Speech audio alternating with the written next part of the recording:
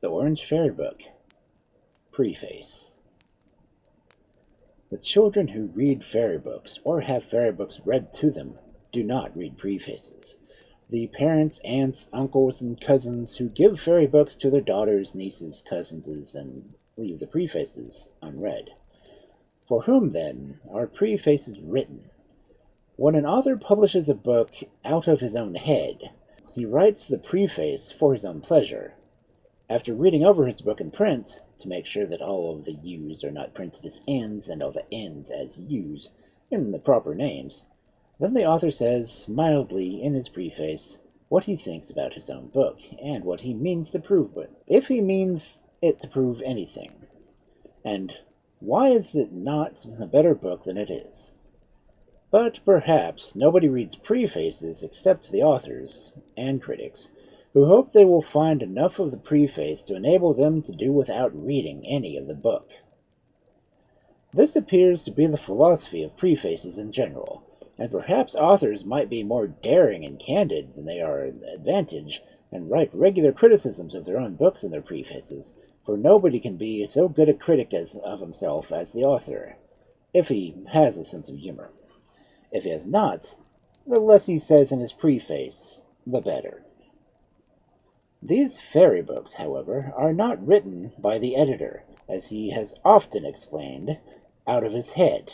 The stories are taken from those told by grannies to grandchildren in many countries and in many languages: French, Italian, Spanish, Catalan, Gaelic, Icelandic, Cherokee, African, Indian, Australian, Slavonic, Eskimo, and whatnot.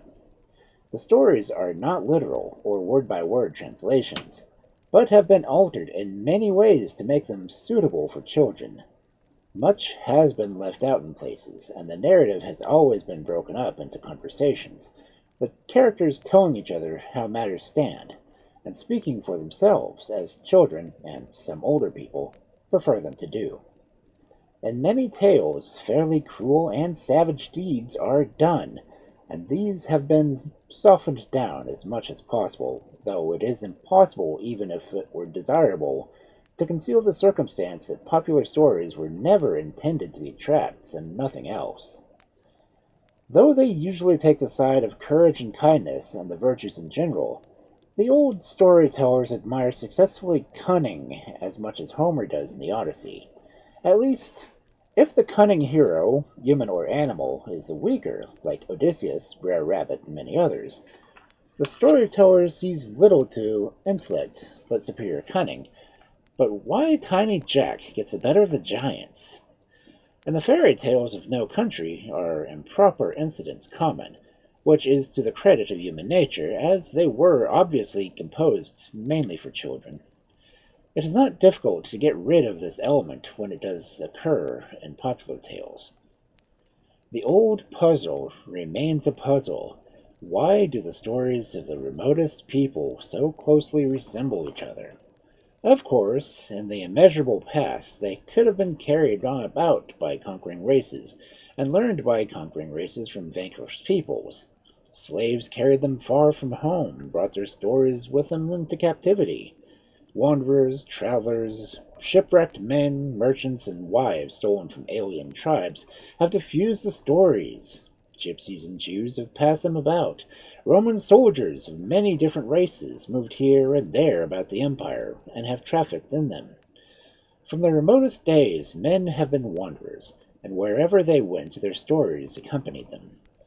The slave might take a Greek to Persia, and a Persian to Greek, an Egyptian woman to the Phoenicia, a Babylonian to Egypt. A Scandinavian child might be carried with the amber from the Baltic to the Adriatic, or a Sidonian to Ophir, wherever Ophir may have been, while the Portuguese may have borne their tales to South Africa or to Asia, and thence brought back other tales to Egypt.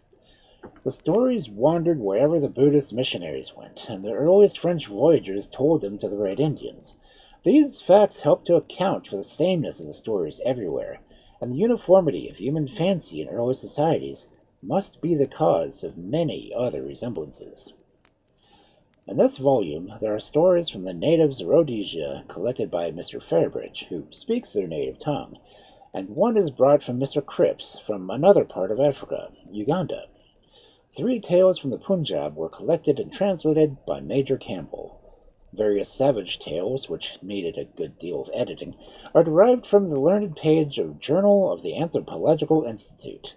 With these exceptions, and The Magic Book, translated by Mrs. Pedersen, and Adventure via Gilead by Mr. Edwald Tang Christensen, stories from Jutland, all the tales have been done from various sources by Mrs. Lang, who has modified, where it seems desirable, all of the narratives.